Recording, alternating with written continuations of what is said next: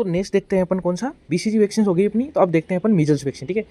Same उसी की तरह लाइव एटेन्यूएटेड वैक्सीन है, ध्यान रखना डायरेक्ट लाइव नहीं बोलना आपको, लाइव एटेन्यूएटेड बोलना है, ठीक है। लिम्फोलाइज्ड होती है, ठीक है, फ्रीज फॉर्म ड्राइड फॉर्म होती है इसकी, ठीक है, वैक्सीन होती है। तो इसको क्या चाहिए, डाइल्यूमेंट करने के लिए भी कौन सा चाहिए, एक सॉरी लिम्फ रिकॉन्स्टिट्यूएंट करने के लिए क्या चाहिए, रिकॉन्स्टिट्यूएंट करने के लिए इसको चाहिए एक डाइल्यूमेंट। तो इसमें कौन सा डाइल्यूमेंट कौन सा होता है, ठीक है, क्रिस्टलाइन वाटर होता है, ठीक है।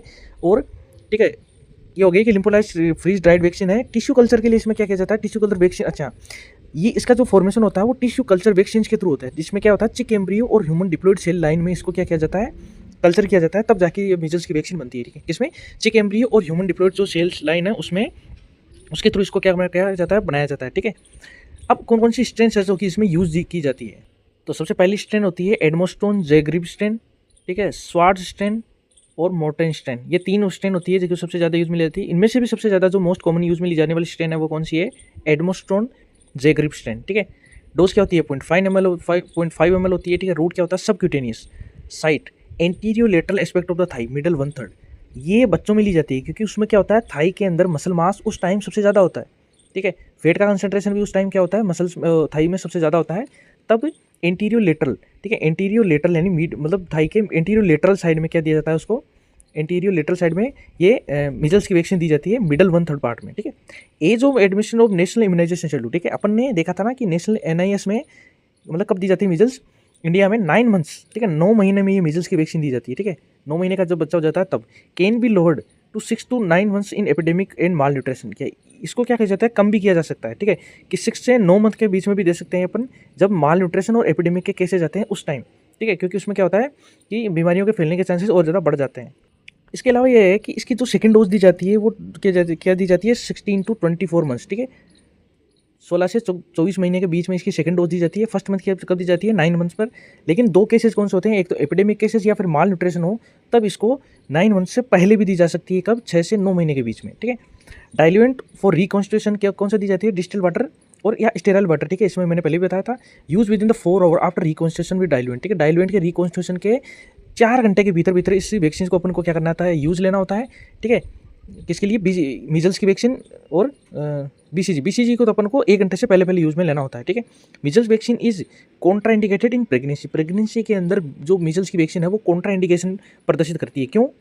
इसके अलावा एक बात और है कि जो साइट है ना, एंटीरियर लेटरल एस्पेक्ट देखा था अपन ने, ठीक है, मिड थाई में। इसके अलावा अपन इसको क्या देखते हैं, अपर आर्म में भी दे सकते हैं, ठीक है, इसको अपन अपर आर्म में दे सकते हैं।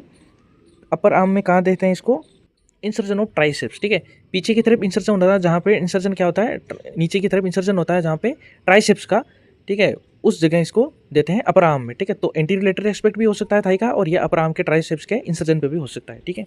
अब देखते हैं अपन कि कॉन्ट्राइंडिकेशन क्यों दर्शाता है प्रेगनेंसी में।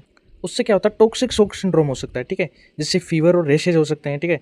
तो SSPE भी हो सकता है जो कि बहुत रेयर होता है, ठीक है। इसके अलावा अपन देखते हैं कि कोल्ड चेन का जो टेम्परेचर स्टोरेज होता है वो होता है +2 से +8 डिग्री सेंटीग्रेड, ठीक है। प्रोटेक्टिव एफिकेंसी इसकी कितनी होती है, 85% to 90% हो सकती है, ठीक है, 90, ठीक है। अगर अपन ने सेकंड डोज दे दी तो 99% से भी ज़्यादा इसकी क्या हो सकती है, एफिकेंसी बढ़ जाती है, ठीक है। तो 85 to 90 इसकी फर्स्ट डोज में होती है, और विद इन सेकंड डोज क्या हो सकती है, मतलब क्या प्रोटेक्शन करने की एबिलिटी 99% तक हो सकती है, ठीक है।